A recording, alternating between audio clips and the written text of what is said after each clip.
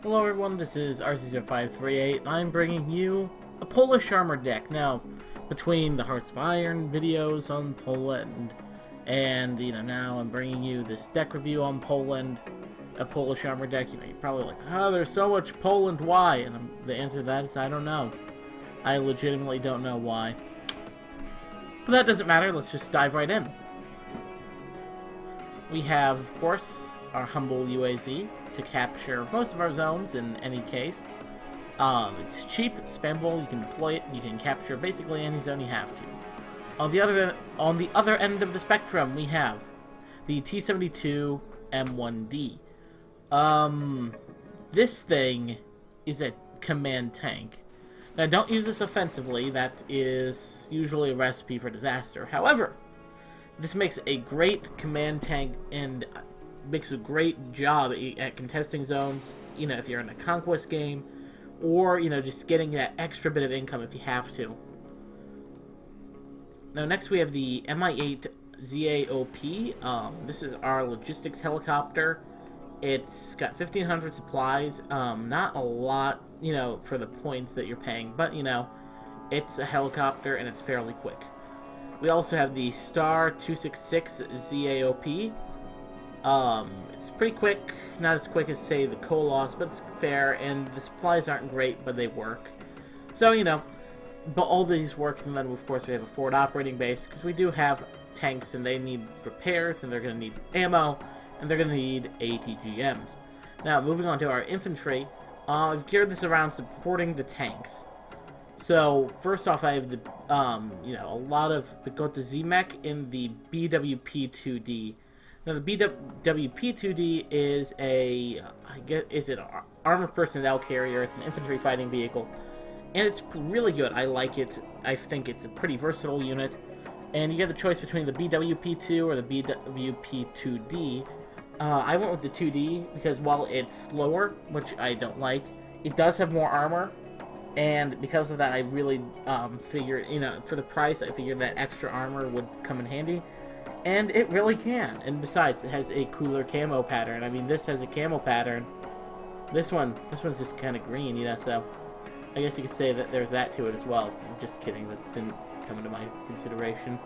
Then we have some concourse, just some ATGMs. Now, this isn't the most necessary unit if you're playing, an armor deck.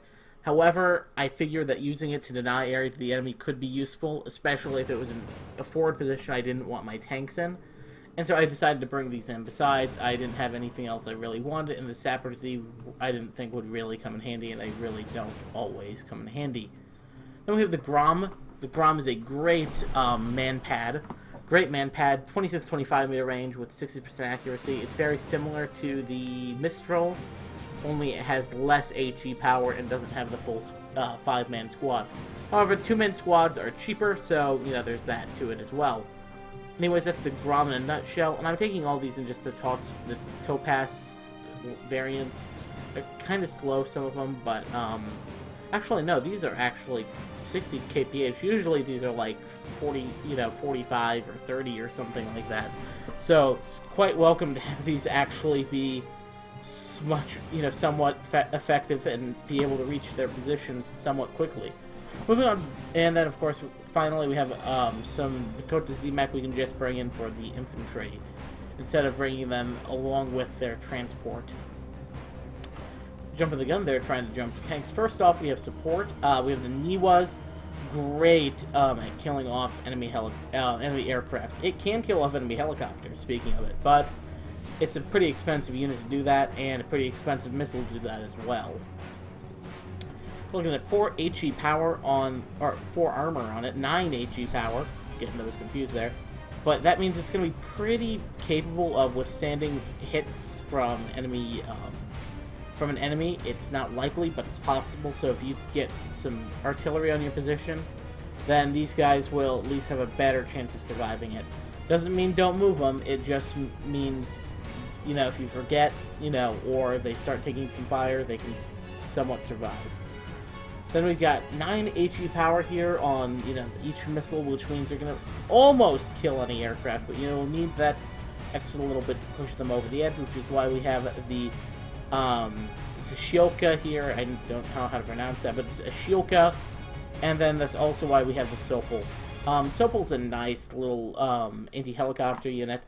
It's not the best at killing off aircraft. It does have a 2,100 meter range, but that's not great. But you're looking at 26-25 meter range against enemy helicopters, as well as with the Grum. So you've got a pretty decent anti-helicopter platform with this thing here.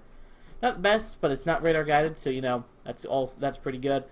Then we got the Strelza 10M, also not radar guided, but it does have some decent accuracy to it. Good at escorting your pushes, so definitely brought the Strelza. You'll notice I don't have any mortars in this deck, and it's because we don't get any mortars as Poland. Poland just kind of overlooked that, I guess, back in the Cold War. So yeah, that's kind of odd, I think. Then we have tanks. Not the T-34. I will not bring that in most decks unless I'm just kind of kidding around. We have the PT-9120. We get 4 of these, which is pretty nice, and they're only 155 points, which means that you can bring in a number of them. So you got 2275 meter range, which is, I would hope so, if you're paying 155 points for it. Good accuracy with a good stabilizer, plus you have 22 armor penetration, not 23, but it'll have to do, and you also have, of course, 20 frontal armor and 10 side armor, which means that this is a very good unit in an all-purpose role. And that's one of the things I admire about the Russian armor is that, or, you know, most of the Red 4 armor, is that it's all very versatile. And it's not jammed necessarily into that country's philosophy. All of these tanks are pretty versatile.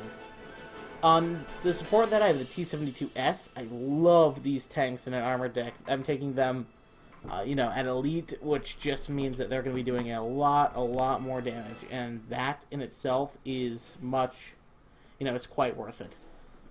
Looking at having 18 frontal armor on them, and they also have 50% accuracy, and that goes up once you put these guys at Elite. That gives you like a plus 30% bonus, so 10%. So you're looking at getting about 65% accuracy, plus, you know, you're closing into the target, and the gameplay that I had with this deck, I was getting like 80% accuracy with the T-72S at a decent range.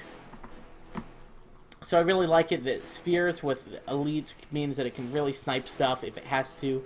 So it does a great job as a main battle tank, and it functions quite well. Then we have the T-72M2 Wilk and the normal Wilk. Both of these are modified T-72s. T-72Ms, I should say. The T-72M2 and the M1 Wilk, both of these, are excellent at dealing with tanks. I love these things. It's about as close as you're going to get to a good main battle tank that can really go toe-to-toe with some Blue Force stuff. The accuracy is good, but you get 9 rounds a minute rate of fire, which means you have that firepower, that rate of fire advantage over some of your enemies. And then you also have good, you know, HE power, which means that you can deal with enemy infantry. So yeah, the Wilks are a must-have. They have great frontal armor and, you know, good side armor. Plus, once again, they have that great rate of fire and good optics. Moving on, we have only 8 T-72M1 Jaguars. I didn't really see the need to bring in so many of these. They're not my favorites, but they can definitely do some good work. Then going on down, we have two cards of the T-55 M2 Merida.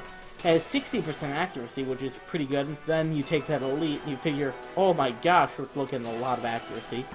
So yeah, this turns these guys into real sniper tanks, you know, and that is a great value for a 50-point tank.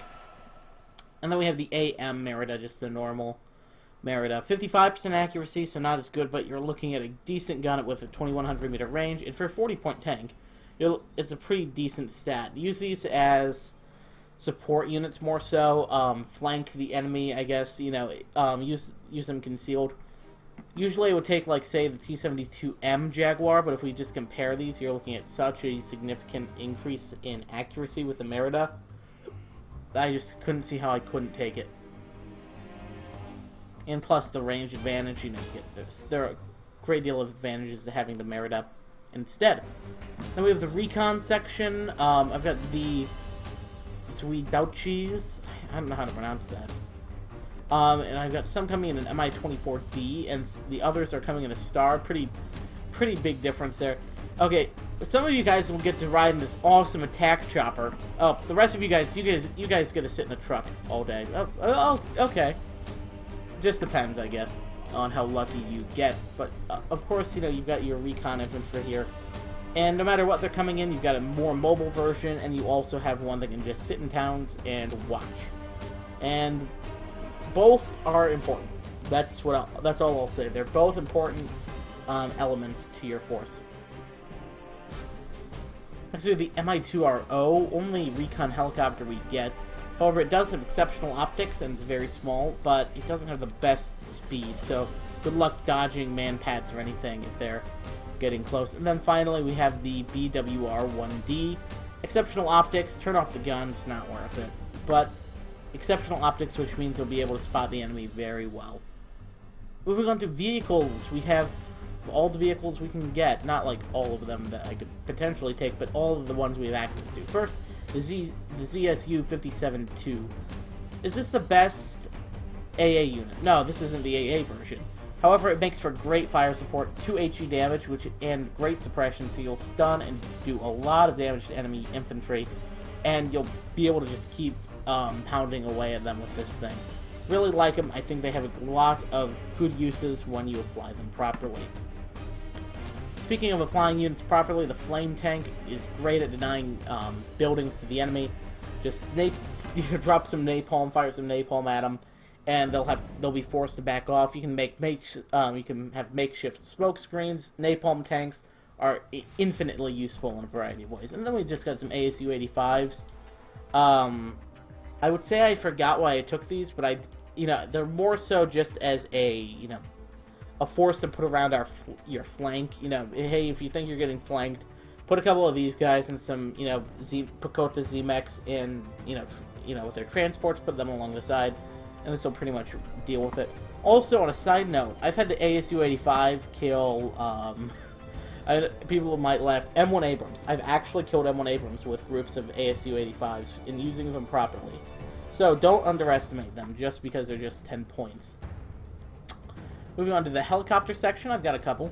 First, I have the Mi-24W. It has a Yak-B Gatling gun, which makes it very good at dealing with the enemy's infantry. It's also got rocket pods, which aren't the best, but they're better than nothing, and they can do some good stunning to the enemy. And then you got the Kokons, which are going to be able to pretty lethally and reliably deal with most enemy armor. A good tactic that you could use if you're dealing with something that's far heavier than, say, your Twardy. Have your Twardys or a couple of your tanks, in front. Have them dish out some damage from the front while you fly your choppers around the flanks, and have them get some side shots with their ATGMs, and that can be very lethal to tanks.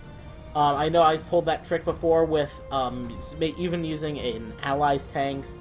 You can get some easy side shots on them, on tanks because of that. Then we have the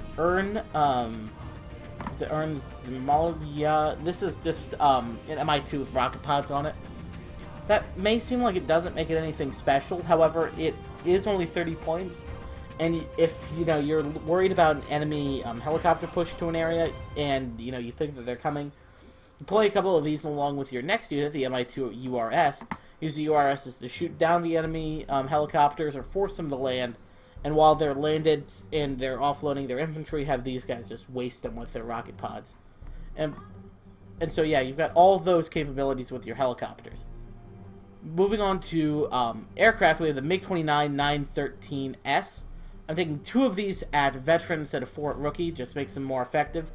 And yeah, we have 4 short-range Vimples, very accurate. We also have 2 longer-range semi-active Vimples, and this will basically shoot down what you need it to shoot down. I personally think it's a great air superiority fighter to use, and if you need them to, shoot down a good air superiority fighter, bring them up in 2, or back them up with your other air superiority fighter, the MiG-23 MF. Are these things great? Heck no. These are not the best air superiority fighters by a long shot. However, you do get 4 of them at veteran. And so when you examine it from that angle, you can see I see a real usefulness for them in that light. Bring in, say, a couple of these, and they'll be able to, when your MiG-29 is down, you can use your MiG-23s as kind of a backup, if you will. They're not the fastest, they're not the best, but they can work in a pinch. And finally, we have the Su-22 M4 Syria. It has the KH-29T TV-guided missiles, very good at killing tanks if they hit. Now, thankfully, you know, they used to be, you could only take these at rookie, and that was awful, because these things couldn't hit a darn thing at rookie. They just, you know, you'd have both missiles hit, and I'm like, statistically speaking, both of those should have hit. You know, I have 2 missiles, they have 50% chances to hit, one's going to hit, one's going to miss. That's basically how it usually works. But if they hit, dang, you're looking at a great, you know, that's great odds for you at killing the enemy tank. And so, you know, you're looking at 30 armor penetration, so great, you know, unit to use in that regard. So yeah, that about sums it up for my Polish armor deck. Now you might, if you want to use this, you can find it in the description below, or the deck code anyways in the description below. Let me know your, you know, how you've used it, if you've used it before, or what you think any units I left off, or, you know, if you've used it before, hey, let me know your experience down below. Interested in hearing it.